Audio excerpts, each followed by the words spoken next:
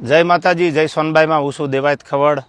હમણાં જ મેં ચાલી રહેલા વિવાદનો એક વિડીયો પાછો બીજો મારી સામે આવ્યો અને મેં સાંભળ્યો એટલે મને એવું લાગ્યું કે મારે જવાબ દેવો બહુ જરૂરી છે. પબ્લિક સુધી, સારા માણસ સુધી એક સારો મેસેજ પહોંચે એટલા માટે. એ વિડીયોમાં એ બોલે છે પહેલો પોઈન્ટ કે એડ્રેસ છુપાવવું પડે છે એને. તો મારે એડ્રેસ કેમ છુપાવવું પડે ભાઈ? મારી તો અપડેટ હોય કે મારો ગઈકાલે આ કાર્યક્રમ છે, છતાંય તારે એડ્રેસ જોતું જ હોય તો ઇસ્કોન આંબલી રોડ ઉપર મારી ઓફિસ છે, આ મારું એડ્રેસ. ઓકે. બીજી વાત, પ્રશ્ન બીજો કે 200 લોકોને સાથે લઈને ફરે છે. 200 લોકો એટલે એક ગાડીમાં 4નું 5નું સીટિંગ હોય તો 200 લોકોમાં કેટલી ગાડીઓ કમસે કમ મારે જોવે? આપ પણ જાણો છો. જેને જેને ડાયરા કર્યા આયોજકને પૂછો કે કેટલી ગાડીઓ લઈને આવું છું, એ બધા પ્રૂફ પુરાવા દેવાની જરૂર નથી. આ એકદમ ફેક્ટ વાત છે, ઉપજાવેલી વાત છે એની. ત્રીજી વાત કરું તો સમાધાન કરવા માટે 50 લોકોને દોડાવ્યા. આવો એ બ્લેમ કરે છે મારી પર. હું સમાધાન કરવા દોડાવું?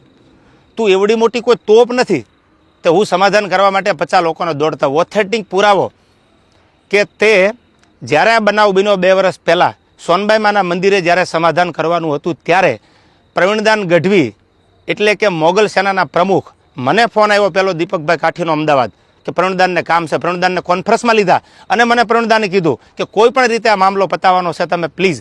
મેં કીધું કાંઈ વાંધો નહીં, તમે પ્લીઝ ન બોલો. ત્યાર પછી મને ફોન આવ્યો મઢડાથી દાદુભાઈનો. દાદુભાઈએ કીધું કે તમારે સોનબાઈ માના મંદિરે આવવાનું છે. એટલે મેં કીધું કે આવું ખરો પણ માફી નહીં માગું.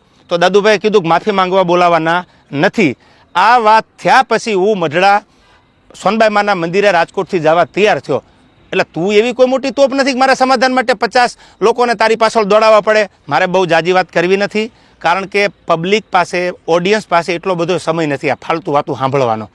પણ મારે પ્રૂફ આપવું એ મારા માટે અગત્યનું જરૂર લાગ્યું. મારો કિંમતી સમય સાહિત્યમાં, મારા જે પ્રેક્ષકો છે એને સારી વાતું સંભળાવવામાં કે સાહિત્યની 2 વાતું નવી આપવામાં છે. એટલે મને આ બધી ફાલતુ વાતોમાં એટલો બધો ઇન્ટરેસ્ટ નથી. રહી વાત બીજી સંસ્કારની, તો સંસ્કારની વાત રહેવા દે ભાઈ. બધાના સંસ્કારની બધાને ખબર છે. જે મુઠ્ઠી બાંધેલી છે એને ઉઘાડી ન કર, ઉઘાડી હવા ખાય.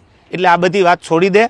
અને રહી વાત છેલ્લી મોરાની, તો તને સ્ટેજ પરથી પણ કીધું હતું કે જેદી મજા આવે ત્યારે મોરો દેવાની તારી તૈયારી છે, એથી જાજી મારી તૈયારી છે. પહેલ તે કરી છે એટલે હું તારી રાહ જોઉં છું. સમાધાન પછી સ્થિર પાણીમાં કાંકરીનો ઘા તે કર્યો છે તો હું તારી રાહ જોઉં છું.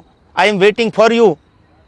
કોઈ લાંબી ચર્ચા કરવાની જરૂર નથી. મેં આની પહેલાંય કીધું હતું ને, હજી કહું છું, ડાયલોગબાજી બંધ કરી દે.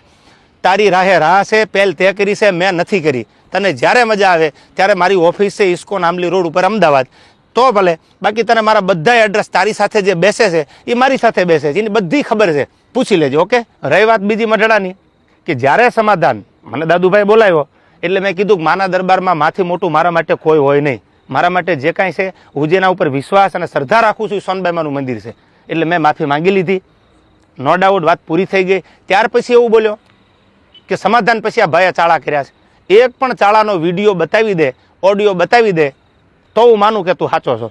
દૂધનું દૂધ અને પાણીનું પાણી, આ બધોય જવાબ સાંભળનારા 18 વરણે આપી દીધો છે. મને તો એટલું યાદ આવે કે સોનબાઈ માના સાનિધ્યમાં સમાધાન થયા પછી આ વસ્તુ જે બની ખોટી છે, જે કરવું હોય એ વેલકમ.